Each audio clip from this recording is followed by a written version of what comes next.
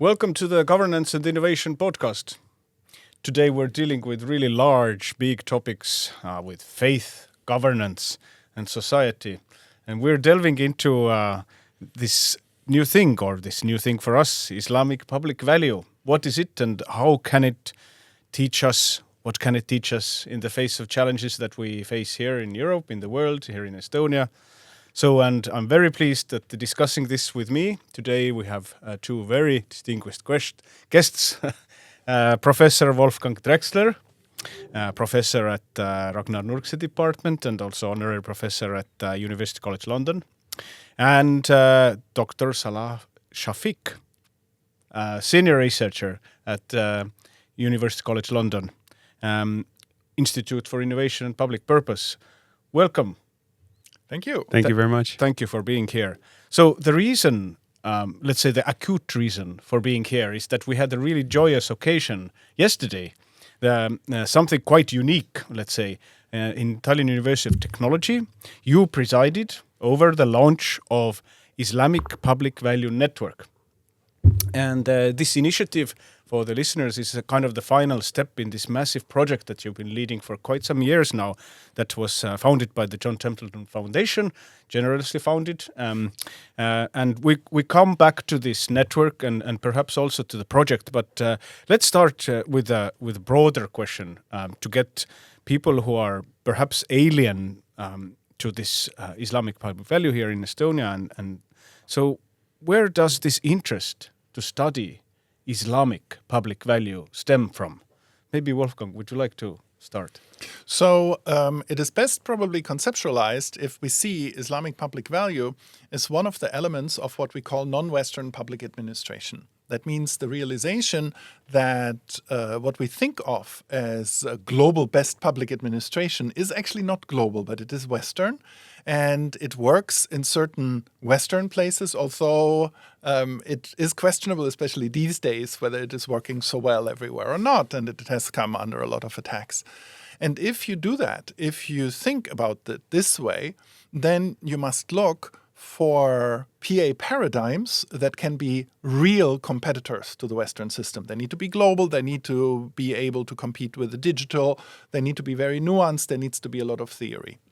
And people in non-Western PA have identified primarily two competitive paradigms that do that. The first is the Chinese or Confucian one. That is very well known, with bureaucracy starting in Imperial China. But the second one is Islamic PA, which has exactly these very well administered countries, the creation of wealth, even for many centuries, technological advances, and so on and so on. The two minor ones, by the way, are Buddhist and Oceanic.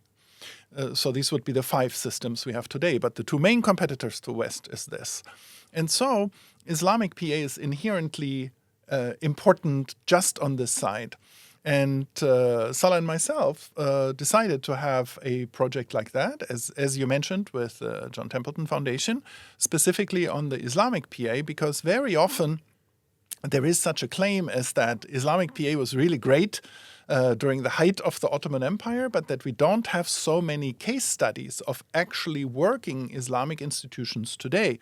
Working institutions that are not only for the Muslim community in their homes and communities that make that have a better everyday life in which you have added value to the common life, better water provision, better health, better education, whatsoever, in the area where they are strong.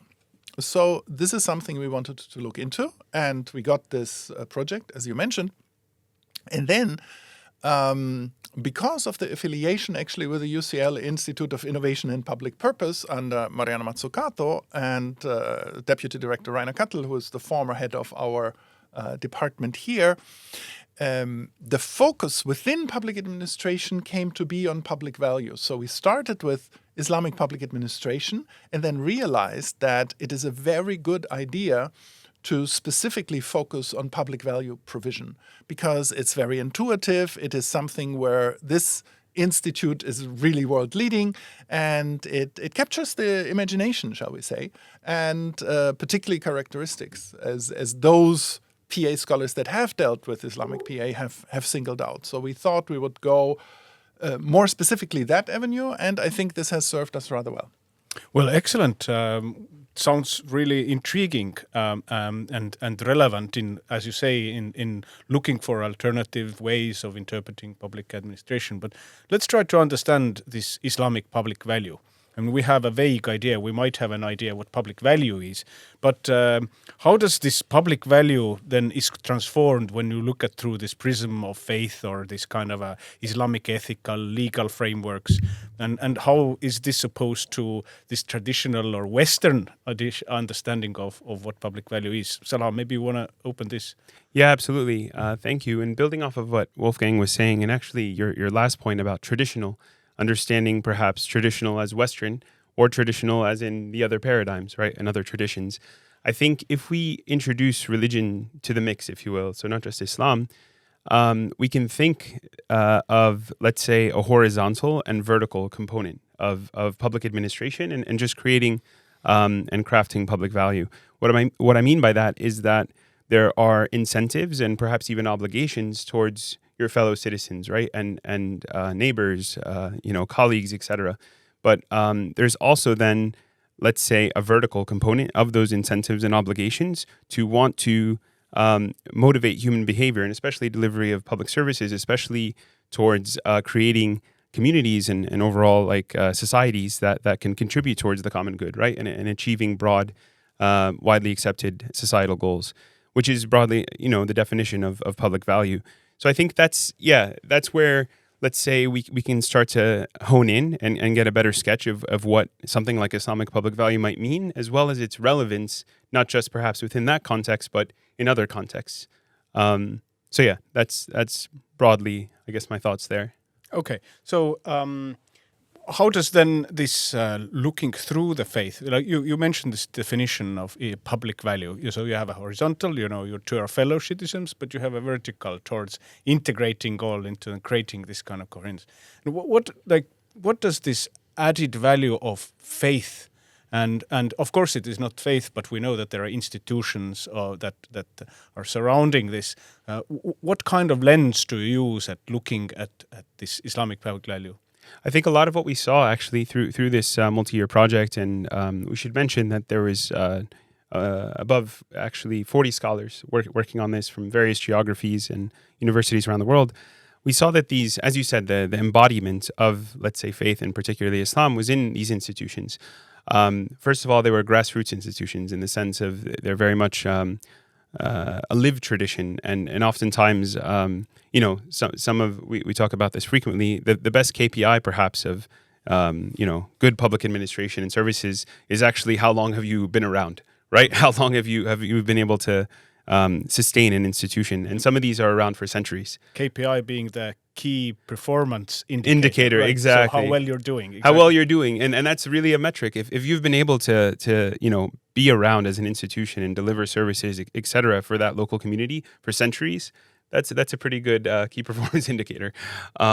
So anyway, back to what I was saying. I think this is reflected in, I think, perhaps bringing in other, especially with the advent, I should say, for our listeners, of something like new public management from the 80s and then onwards, and this notion of focusing on and understanding really the world of public administration through the market and things like efficiency and things like ultimately the bottom line, right? And those driving things. This introduces other elements of the human experience. And so, for example, this notion of you're going to be, in the case of Islam, a better Muslim if you're able to be of the most beneficial Muslim is he or she that brings the most benefit to others, right? Or being in service of others.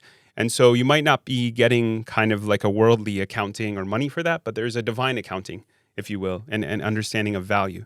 So across domains, you'll see this, in education, for example, in things like, infrastructure and public works at the local level, everything from like bakeries to, re-asphalting roads, things like this. So it really imbues and drives this in, let's say, non-market ways. Yeah. Well, can you bring examples of this kind of institutions that you have been looking, or that maybe are especially salient in the face of all these challenges that we have? I mean, that from the very shallow reading that I have done, I know that, for example, that some very long-term institutions, for example, in Spain, were introduced by the Muslim communities there when they were managing water in cities, for example. But I'm sure that, as you said, there were 50 scholars from variety of geographies. Maybe you can tell us a little bit more what kind of examples we're looking at. Sure. I'll give you a bit of a flavor. But actually, to start on your example, indeed, we had a scholar work on the historical example of what's called La Huerta in Valencia, historically, which is basically kind of the water kind of aqueduct system that it's called acequia from asakia in Arabic, that was there during the time where the Iberian Peninsula was under Muslim rule. And actually, with last year, I think it was on global news, the flooding that happened in that region in Valencia. It's really interesting because parts of the Huerta were kind of built upon and kind of like destroyed.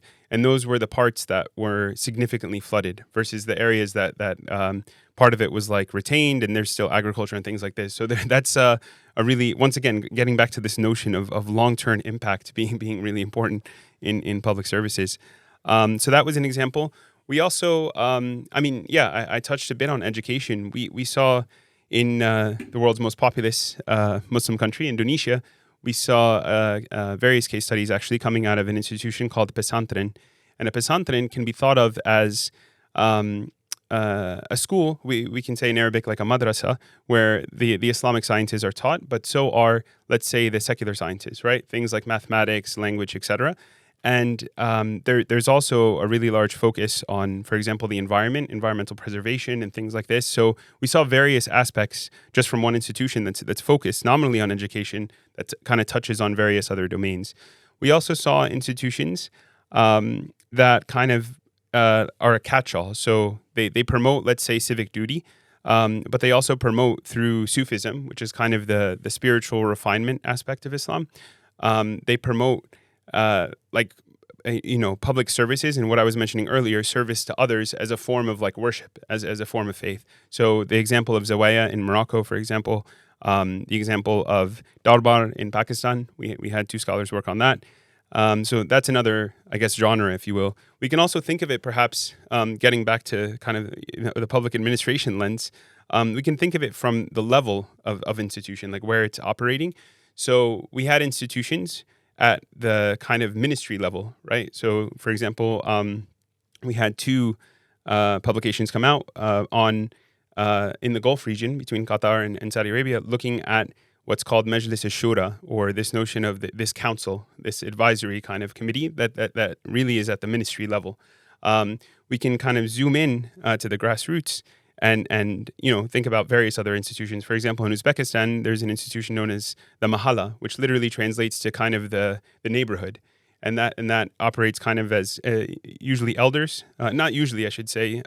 It's usually men, although there are some women mahallas, but it's always elders who are kind of leading by their wisdom and experience at the neighborhood level.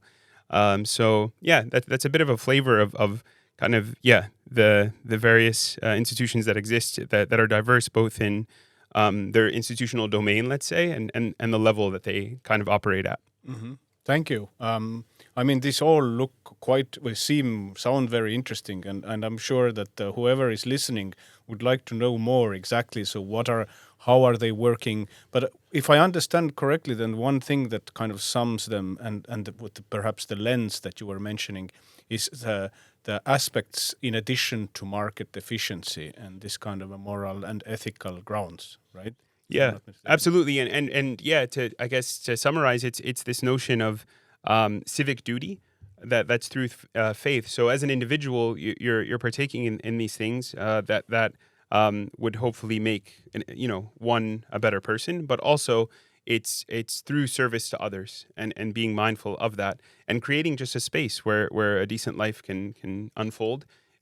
That's actually a form of, from a very utilitarian perspective, that there's immense benefit in that because everyone can kind of have a decent life, it's safe, et cetera, have the basics. But beyond that, one step further, It's that there's actually kind of spiritual reward in that. Yeah. Well, academics do work. Basically, you can simplify for two reasons. One is just to understand, and understanding as a goal in itself, and this is why we do it, and this is what drives us, mostly curiosity. But then again, we kind of expect that whatever research we do would benefit also others and would be maybe applicable. But when you have studied a lot of these different institutions and done a lot of work, but then how can these institutions of Islamic public value can be understood from the perspective of where we are here in the West? So how can they be taken, or can they be taken separately from this kind of cultural context, from the institutions of the Islamic societies, the way they are, the government structures? You mentioned many kind of keywords that are very specific to these societies. And Wolfgang, would you like, to open this a little bit? Well, there is two sides to all non-Western public administration. The first is that I do understand other cultures that are extremely important better. So I do not go into systems that I don't fully understand, and I try to improve things on, shall we say, the Danish model in non-Danish societies, but that I realize that in context I improve what there is, and that there are very good, very well-functioning systems. The influence of the Muslim world, and to understand it and how it could improve whatever improvement means, is not getting less, it's getting more. And this is a very, very urgent thing of how we conceptualize for us, how we frame this civilization. But there is another side, and that is here important as well. And that is, once we realize that how we do things are not eternal truths, but options, specific contextual options, we get a completely different view on our own system and of what the actual result of public policy and public administration should be. Is it pure efficiency, or is it the happiness of the people? What is efficiency worth if it doesn't lead to greater efficiency? Now, there are systems who think that with more efficiency comes greater happiness, but very, very little research suggests that that's true. And so from this perspective, it helps to understand other systems, and it helps to understand our own.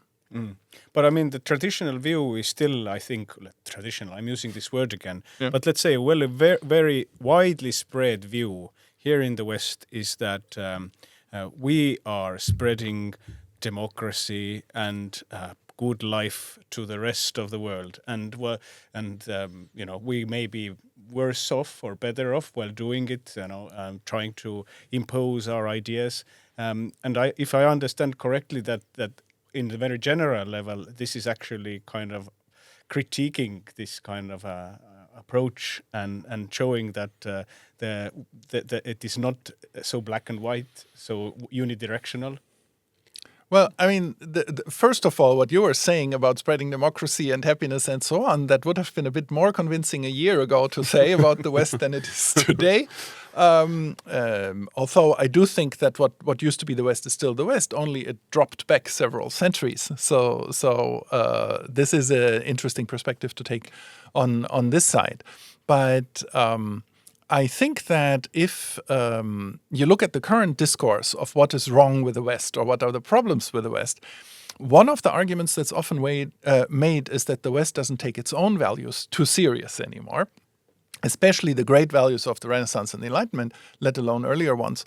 And I think what is very fair to say is that the very root of what we would call the Western governance system, if we make a very, very overall point, is a constant self-critique and constant questioning of what you're doing, being absolutely sure that what you're doing is the best everywhere at every time. This is not at the core of the founding fathers of the West. And there has been a tradition always with the key thinkers in the West to engage with what you can learn from the East and from other contexts. So in that sense, I think it doesn't need to be critical of the Western tradition as such, but rather is actually redirecting the West to its own best traditions. And, I think one of the trends or this kind of traditions in the public administration, as you say, critiquing it and understanding that we have had many changes over the let's say 20th century, but of course earlier too, of understanding that we have a certain way of managing the state, managing the bureaucracy, and that we are changing it, and we're changing it in the face of challenges that we face. That we see that these challenges that we have, these tasks, the common tasks that we have, that they can be solved in another way, perhaps more or better way. And I think that the Spanish example was kind of indicative that actually we have layers of different traditions on top of each other. But maybe you have other examples or maybe just like kind of principles that, okay, so we have studied these Islamic types, we have paid attention to certain things. What do you think, what are perhaps the key points that you would see that would be the new lens sort of considered here in the West? What or where you see that they match, because we, as we know, we started with the idea that future developments build on older ones. So of course we have our traditions here in the West. So we're perhaps used to seeing West as a secular, but it comes out that we do have values, we do have faith and morale and so on. So maybe you can talk about these connections. Where can it be adapted? What can be taken? Where do you see the starting points of new ways of looking? Do you want to go first? Well, I personally am a quite strong contextualist, and I think that we can learn how things are possible in other systems, but we can't transfer to ours. I'm very often asked also how to transfer certain Confucian practices, if we're talking about e-governance with all the success in the East, or how you can have the Buddhist happiness focus transfer to Ragnar. But that is not easy if the background is missing. What is important is to realize this contextuality and how important that is. And that is really helpful and very, very precious, with the various reminders, with the possibilities. And also when I interact with other systems, that this is the case. I do think in my model, there are certain administrative areas of administration where everything is almost the same, then others where you have to adapt a little bit, and then very, very different ones. And to focus on these and improve what you have, rather than peddling your own models by thinking they are global, this is already extremely important. Mm-hmm. So I would see it from this perspective. Yeah, and to go back also, you said earlier that things aren't black and white as well, right? And to kind of address that, I think there's even, and once again, to tie in the contextuality point, I think there's even certain principles that are really sought after, let's say like with democratization, et cetera. Something like co-creation comes to mind. We saw in so many of these institutions, co-creation happen in a very different way. And to the point, it can't just be kind of copied and pasted back here in Europe or elsewhere. But for instance, a community leader who, let's say, had studied the Islamic tradition and is seen to really embody it, right? And therefore derives respect from the community, is able to go and just kind of lead the community in a we use the term at one point, it's like a bespoke service. Like such a leader would be able to understand all of the constituents and work with them, etc. And those are models that are sought after, especially in the West, right? So it is really interesting to see that there's perhaps some human elements that are being addressed, and fundamentally the spirit is there, but we can't necessarily just copy and paste and bring back everywhere. So yeah, in terms of your other question, just on kind of if there's things that are universal principles that kind of, right? So things, we were just talking about it this morning, actually. Now that we were really in the weeds, right, for a long time with this project and really empirically grounding. That's what we kept saying. This project was really an exercise of field building, academic field building. So we were trying to really, generate case studies, etc. So I think now that we have time to shake things out, we can reflect on that and really see what are the commonalities and what is the paradigm as an ideal type, let's say. Excellent. Well, this very much leads me to something that I'm interested in, probably our listeners too. So yesterday you launched this Islamic Public Value Network. Sorry. And so this is, I understand, work with a longer time horizon. Can you talk a little bit, what are your expectations now that this formal beginning has made? What do you hope to achieve? How do you wish to engage Estonian scholars, international scholars? What is your message, obviously, to the current or future doctoral students?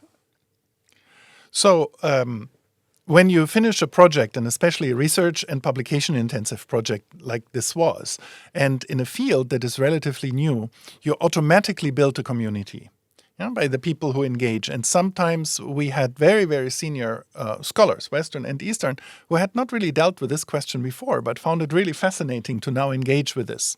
And it was actually part of the original mandate of the project. It was in our project description, and the people who reviewed our project really liked this aspect to say, once we are there, how about building a scholarly community, or how at least to keep this very specific conversation going, especially because, as Salah has mentioned, one of the main points of the project was to establish that there are such cases as well working Islamic institutions today that make the life of the people better on an everyday level, but also of an administrative level like the Shura Council that Salah mentioned.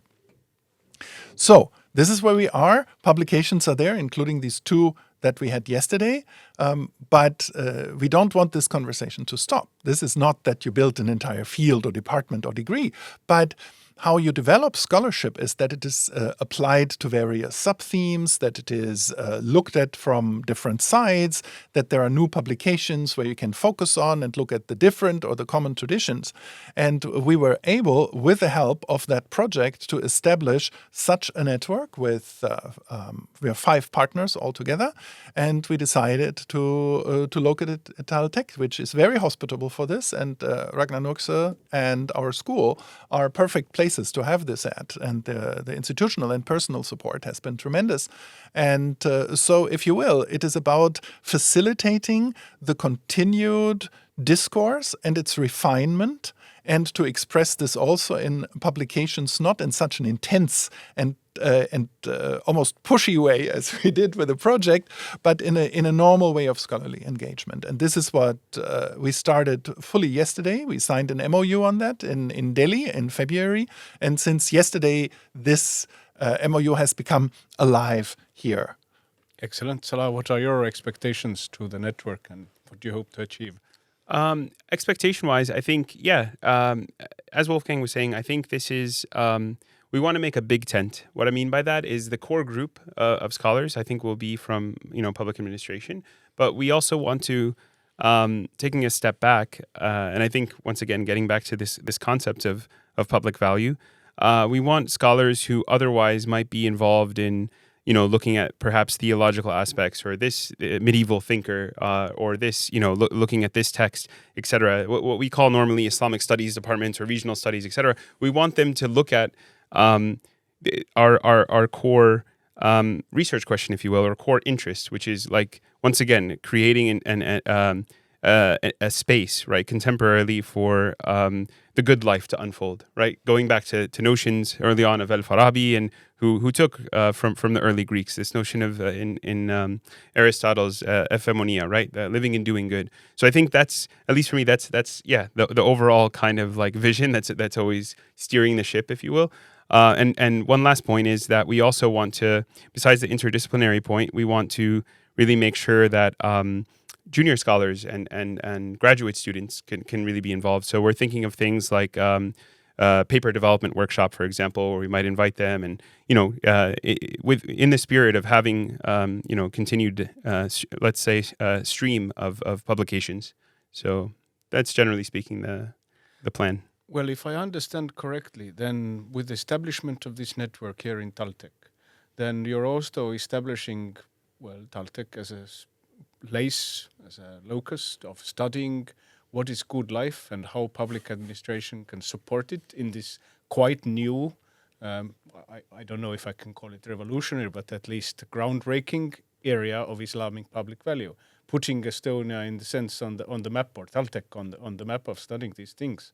I think it's, if I can say, I think it already, when I arrived here, I always joke around, like I had previously been studying in the US, but then I left for West Africa. I studied at traditional seminaries, like studied things like Islamic jurisprudence and commercial law, things like this. I just knew I wanted to study Islamic governance or public administration. And of all places in the world, I came to Estonia for that.